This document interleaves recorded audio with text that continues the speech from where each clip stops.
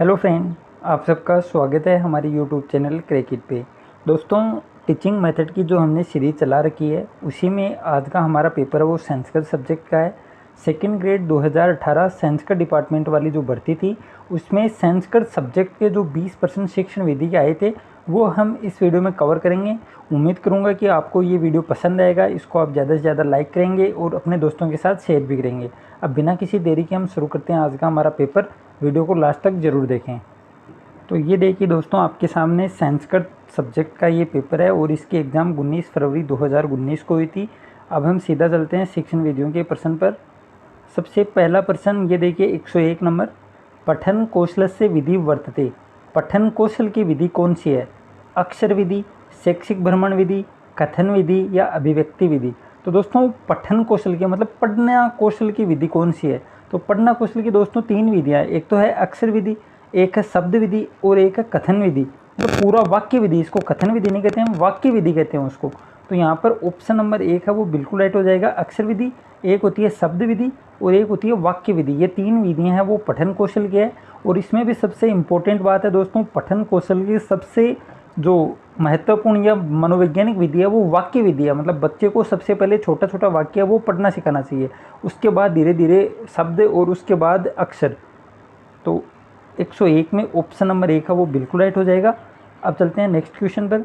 102 है, प्रस्तावना विषयोपस्थानम तुलना सामान्यकरणम और प्रयोग ऐसा पंचपदी केन प्रस्तुत है? वीपी बोकलेन, हर्बर्टियन, वाल्ट्रेन न केनापी। मतलब प्रस्तावना विषयोपस्थानम तुलना सामान्यकरण और प्रयोग, ये किसकी जो पंचपटी दी है उसके पद हैं? बोकिल महोदय की या हर्बर्ट की, वाल्टर की या फिर इनमें से कोई नहीं। तो दोस्तों, आप सबको पता है कि हर्बर्ट महोदय के द्वारा जो पंचपदी दी हुई थी उसके ये 500 पद है। पहले नंबर पर आता है प्रस्तावना, फिर आता है विषयोपस्थानम, फिर आता है तुलना, फिर सामान्यकरण और लास्ट में आता है प्रयोग। तो यहाँ पर 102 में ऑप्शन नंबर 2 है वो बिल्कुल राइट हो जाएगा। अब चलते हैं नेक्स्ट प्रश्न पर। अस्मिन् काव्य विदो शिक्षकः पूर्व शब्दानां व्याख्यानां करोति तत्परम श्लोकस्य अर्थम कथयति सह विधि केन नामना कथित है। तो दोस्तों, ये भी इम्पोर्टेंट क्वेश्चन है। इसमें क्या बात कर रहा है कि काव्य विदो मतलब सबसे पहले तो ये पद्य की विधि है जिसमें शिक्षक पहले शब्दों की व्याख्या करता है, उसके बाद दूसरे श्लोक से उसकी तुलना करके उसका अर्थ है वो प्रदान करता है। तो ये कौन सी विधि के नाम से जाना जाता है? दंडान्वय विधि है या फिर खंडान्वय या फिर व्याख्या या गीत विधि? तो दोस्तों, यहाँ पर ये बात है वो व्याख्या विधि की है। व्याख्या विधि में हम सबसे पहले व्याख्या करते हैं शब्द की, उसके बाद दूसरे श्लोक से उसका अर्थ है वो प्रदान करते हैं। ये व्याख्या विधि के अंग हैं। तो ऑप्शन नंबर 3 यहाँ पर बिल्कुल राइट हो जाएगा। फिर आता है अगला प्रश्न। आचार्य भरत अनुसार नाटक मंचन से शिक्षण से च प्रमुख उद्देश्यम अस्ति। मतलब आचार्य भरत के अनुसार नाटक मंचन शिक्षण विधि का सबसे प्रमुख उद्देश्य है वो क्या है? विनोद जन्म, हितोपदेश जन्म, विश्रांति जन्म और एतानी सर्वाणी। तो दोस्तों, यहाँ पर ऑप्शन नंबर 4 है वो बिल्कुल राइट है। नाटक के विनोद जन्म मतलब खुशियाँ या मनोरंजन करना भी इसका एक उद्देश्य है वो होता है। विश्रांति जन्म मतलब जब खाली टाइम होता है उसमें मनोरंजन के काम भी, विश्रांति जन्म में भी ये आराम के कारण मतलब आराम से पढ़ने का भी इसका एक उद्देश्य है वो होता है। एक होता है हितोपदेश जन्म मतलब लोगों को उपदेश देने के काम भी नाटक शिक्षण के माध्यम से हम कर सकते हैं। तो ये सभी उद्देश्य हैं। तो इस प्रकार उपरोक्त सभी है वो बिल्कुल राइट हो जाएगा। अब आता है नेक्स्ट प्रश्न। व्याकरण अनुवाद विधि अस्मिन् विधौ स्थूलात् सूक्ष्म प्रति, सरलात् कठिनम प्रति, ज्ञात से अज्ञात प्रति, मनोविज्ञान से विज्ञानम प्रति इत्यादि नाम वैज्ञानिक नियमानाम परिपालनम भवति ऐसे विधि केन नामना प्रसिद्ध है? तो व्याकरण अनुवाद विधि। तो दोस्तों, यहाँ पर हिंट है इसी शब्द में है, व्याकरण अनुवाद विधि। और फिर इसके बाद इसके शिक्षण सूत्र बताएंगे। स्थूल से सूक्ष्म होता है, सरल से कठिन होता है, ज्ञात से अज्ञात होता है, मनोविज्ञान से विज्ञान होता है। तो ये कौन से नियम से प्रसिद्ध है? भंडारकर विधि है या फिर निर्वाद विधि, सरल विधि या व्याख्या विधि? तो दोस्तों, यहाँ पर आप सबको पता है कि व्याकरण अनुवाद विधि है वो भंडारकर विधि का ही दूसरा नाम है। तो ऑप्शन नंबर 1 है वो बिल्कुल राइट हो जाएगा। फिर आता है अगला प्रश्न। यदि शिक्षकः शिक्षणेन से संवेगात्मक उष्णतामपि प्रतिपादयति तदा तस्य शिक्षणं भवति। इसमें क्या कह रहा है कि शिक्षक वो शिक्षण के साथ साथ संवेगात्मक उष्णतामपि प्रतिपादयति तदा तस्य शिक्षणं भवति। मंदम या त्वरितम, सामान्य या फिर प्रभावी। तो दोस्तों इसका अगर आपको थोड़ा थोड़ा अर्थ भी समझ में आ रहा है तो आपको घबराने की ज़रूरत नहीं है, क्योंकि आराम से आप थोड़ा बहुत अर्थ है वो निकाल लोगे। तो यहाँ पर हो जाएगा दोस्तों प्रभावी होता है, ऑप्शन नंबर 4 बिल्कुल राइट हो जाएगा। इससे शिक्षण प्रक्रिया वो प्रभावी होती है। अगर साथ साथ में संवेगात्मक उष्णतामपी प्रतिपाद्यति करते हैं तो शिक्षण है वो प्रभावी होता है। ऑप्शन नंबर 4 बिल्कुल राइट है। फिर आता है नेक्स्ट प्रश्न, भाषण कौशल संपादनाय साधनम विद्यते, कथा श्रवणम, पद क्रीड़ा, अभ्यास है, पठनम। तो भाषण कौशल संपादनाय साधनम विद्यते, तो भाषण कौशल को संपादन करने में कौन सा साधन होता है? कथा सुनना। तो कथा सुनना, यहाँ पर भाषण की बात कर रहा है तो हम सुनने के माध्यम से तो कर ही नहीं सकते, तो ऑप्शन 1 तो बिल्कुल नहीं होगा। पद क्रीड़ा, पद क्रीड़ा के माध्यम से भी नहीं करते। पठनम, पठनम मतलब भाषण देना है हमको, पढ़ना नहीं है, तो ये भी नहीं होगा। तो ऑप्शन नंबर 3 है वो बिल्कुल राइट है। भाषा कौशल में संपादना है, साधन है वो अभ्यास है। अगर हम बार बार अभ्यास करेंगे तो हमारा अच्छा हो जाएगा कौशल। ऑप्शन नंबर 3 यहाँ पर बिल्कुल राइट है। अब आता है अगला प्रश्न 108 नंबर, पद्य शिक्षण से कस्मिन् विधौ प्रश्न व्याकरण संबंधित भवन्ति। पद्य शिक्षण की कौन सी विधि में प्रश्न वो व्याकरण से संबंधित होते हैं? खंडान्वय विधि और दंडान्वय विधि, भाष्य विधि और तुलना विधि। तो दोस्तों बहुत ही शानदार प्रश्न है। तो यहाँ पर होगा ऑप्शन नंबर खंडान्वय विधि, मतलब ऑप्शन नंबर 1 है वो बिल्कुल राइट हो जाएगा। 108 में 1 मिनट दोस्तों, पद्य शिक्षण से कस्मिन् विधौ प्रश्न व्याकरण संबंधित भवन्ति। यहाँ पर व्याकरण से संबंधित है वो दंडान्वय में होते हैं। खंडान्वय विधि तो प्राइमरी स्कूल की होती है, जैसे मतलब लेवल 1 या लेवल 2 में जो 6 से 8 कक्षा होती है वहाँ पर तो हम खंडान्वय विधि काम में लेते हैं, और जो उच्च कक्षाएं होती हैं वहाँ पर दंडान्वय विधि काम में लेते हैं। तो व्याकरण से संबंधित प्रश्न वो दंडान्वय विधि में होते हैं। ऑप्शन नंबर 2 यहाँ पर बिल्कुल राइट हो जाएगा। 108 में ऑप्शन नंबर 2 ही बिल्कुल करेक्ट है। फिर अगला प्रश्न, सामाजिक दृष्टिकोणेन शिक्षा प्रमुखम उद्देश्यम वर्तते। सामाजिक दृष्टि के माध्यम से शिक्षा का प्रमुख उद्देश्य है वो क्या है? धनार्जन मतलब धन को अर्जन करना, व्यावसायिक शिक्षा प्रदानम, अवकाश से सदुपयोग, मानव जीवन से सर्वांगीण विकास है। तो दोस्तों एकदम से पॉजिटिव होकर आंसर दोगे तो आपको पढ़ने की जरूरत ही नहीं है। लगभग 20 में से 10% तो आप आराम से कर जाओगे। आप सबको पता है कि सामाजिक दृष्टि से शिक्षा का प्रमुख उद्देश्य है वो मानव जीवन का सर्वांगीण विकास करना होता है। ऑप्शन नंबर 4 यहाँ पर बिल्कुल राइट है। Option number 4। अब चलते हैं अगले प्रश्न पर, कंठस्था तु या विधा कस्या शिक्षण पद्धत्या मूल स्रोतो अस्ति। कंठस्था तु या विधा मतलब कंठस्थ करने की बात कर रहा है। कौन सी शिक्षण पद्धति का ये मूल स्रोत है?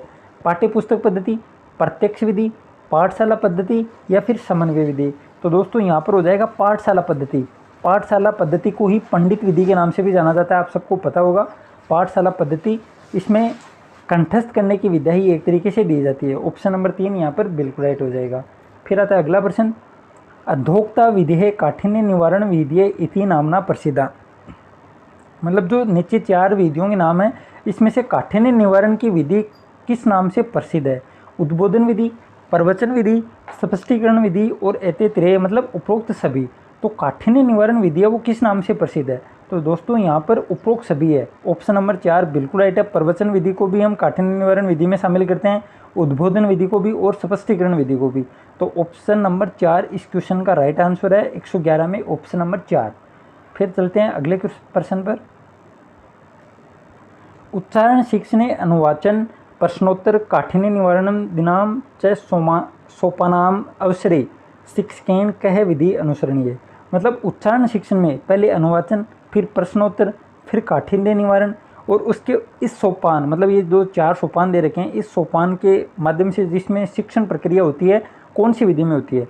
प्रश्नोत्तर विधि में, व्यवहार विधि में, अनुकरण विधि में या फिर परिष्कार विधि में। तो दोस्तों ऑप्शन नंबर 4 यहाँ पर बिल्कुल राइट है। परिष्कार विधि के ये दिए गए सोपान है। ऑप्शन नंबर 4 इस क्वेश्चन का है वो राइट आंसर है। फिर आता है अगला प्रश्न, पाठ्य पुस्तकस्य प्रारंभाय छात्राणाम पूर्व ज्ञान सायधारिता प्रश्ना कथयन्ते। पाठ्य पुस्तक के प्रारंभ में छात्रों के जो पूर्व ज्ञान के ऊपर आधारित प्रश्न है उसको क्या कहते हैं?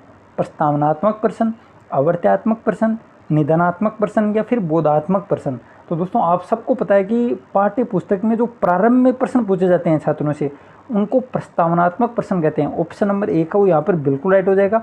बोधात्मक प्रश्न तो पाठ के बाद में पूछे जाते हैं कि बच्चों को क्या क्या ज्ञान है वो हो चुका है और क्या क्या समझ में नहीं आया है।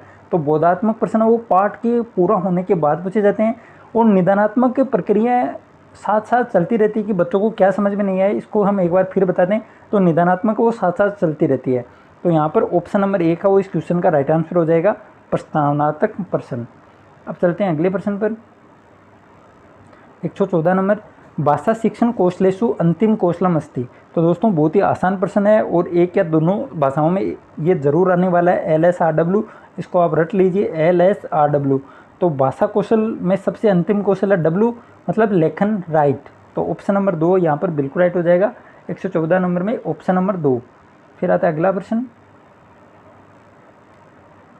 115 नंबर, व्याकरण शिक्षण विधिषु ऐसे विधि न परिगणीयते, मतलब व्याकरण शिक्षण की विधियों में ये विधि है वो शामिल नहीं है। तो अभिनय विधि, आगमन विधि, प्रत्यक्ष विधि और निगमन विधि। तो दोस्तों आगमन और निगमन तो व्याकरण शिक्षण की विधियाँ हैं, लेकिन प्रत्यक्ष विधि और अभिनय विधि इनमें आपको अब कन्फ्यूजन है। तो इनमें से एक ही ऑप्शन तो राइट होगा, या तो अभिनय विधि या फिर प्रत्यक्ष विधि। तो अभिनय विधि है ऑप्शन नंबर 1 का, वो व्याकरण शिक्षण की नहीं है। प्रत्यक्ष विधि में तो फिर भी साथ साथ वो थोड़ा बहुत व्याकरण बता दिया जाता है, लेकिन अभिनय विधि में बिल्कुल भी व्याकरण की शिक्षा वो नहीं दी जाती है।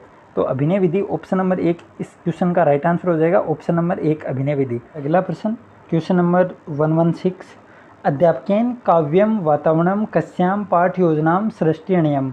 तो दोस्तों यहाँ पर क्या पूछ रहा है कि अध्यापक पद्य शिक्षण पढ़ाने के लिए वातावरण वो कौन सी पाठ योजना से निर्माण करता है, व्याकरण पाठ योजना, नाटक पाठ योजना, पद्य पाठ योजना और गद्य पाठ योजना। तो दोस्तों बहुत ही आसान प्रश्न है, आप सबको पता है कि काव्यम, काव्य का वातावरण बनाना है, काव्य का वातावरण है, काव्य मतलब पद्य भाग, पद्य। तो यहाँ पर ऑप्शन नंबर 3 है वो बिल्कुल राइट हो जाएगा, पद्य पाठ योजनायाम।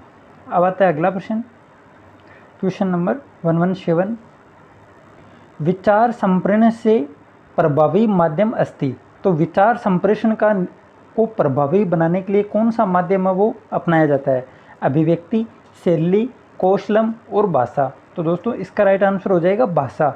विचार संप्रेषण वो भाषा से प्रभावी बनते हैं, ऑप्शन नंबर 4 यहाँ पर बिल्कुल राइट हो जाएगा। फिर अगला प्रश्न, सामान्यतः है अनुवाद से कति भेदा भवन्ति।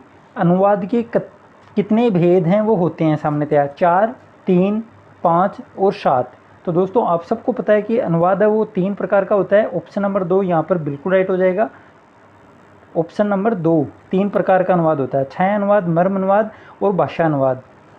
फिर आता है अगला प्रश्न, NCERT इति नामना कस्मिन् क्षेत्रे कार्य करोति।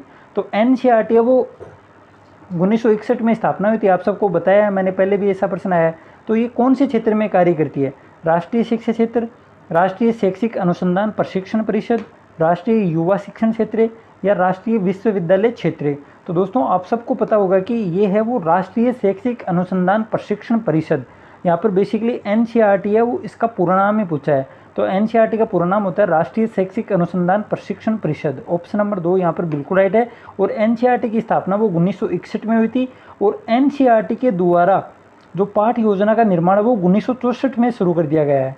आप सबको पता होगा कि मतलब भारत की बात करें हम, भारत में पहले 1964 से पहले पाठ योजना वो हर्बर्ट की पंचपदी के अनुसार तैयार होती थी, लेकिन 1964 के बाद NCERT उपागम है उसके अनुसार ही भारत और राजस्थान दोनों जगह पाठ योजना का निर्माण NCERT उपागम के तहत वो किया जाता है। तो यहाँ पर इस प्रश्न की बात करें तो ऑप्शन नंबर 2 है वो सही है, NCERT का पूरा नाम राष्ट्रीय शैक्षिक अनुसंधान प्रशिक्षण परिषद होता है। अब चलते हैं आज के लास्ट और अंतिम प्रश्न, 20वां प्रश्न, अधोक्ता परीक्षा मौखिक परीक्षा है अंग नास्ति। मतलब मौखिक परीक्षा का कौन सा अंग वो नहीं है, शलाका परीक्षा, शास्त्रार्थ परीक्षा, साक्षात्कार परीक्षा और नीलपत्र निर्माण परीक्षा। दोस्तों बहुत ही आसान प्रश्न, नीलपत्र निर्माण परीक्षा वो कोई भी मौखिक परीक्षा का अंग वो नहीं होता है, ऑप्शन नंबर 4 यहाँ पर बिल्कुल राइट हो जाएगा। तो ये थी दोस्तों संस्कृत के 20 प्रश्न। उम्मीद करता हूँ आपको लगभग सही ही हुए होंगे आपके, क्योंकि एकदम से इजी प्रश्न आते हैं संस्कृत के, बहुत ही आसान शिक्षण वीडियो के प्रश्न वो रहने वाले हैं संस्कृत सब्जेक्ट के। तो दोस्तों मिलते हैं कल नए वीडियो के साथ। उम्मीद करता हूँ आपको ये वीडियो पसंद आया, आप ज़्यादा से ज़्यादा लाइक करेंगे, शेयर करेंगे। थैंक यू, जय हिंद, जय भारत।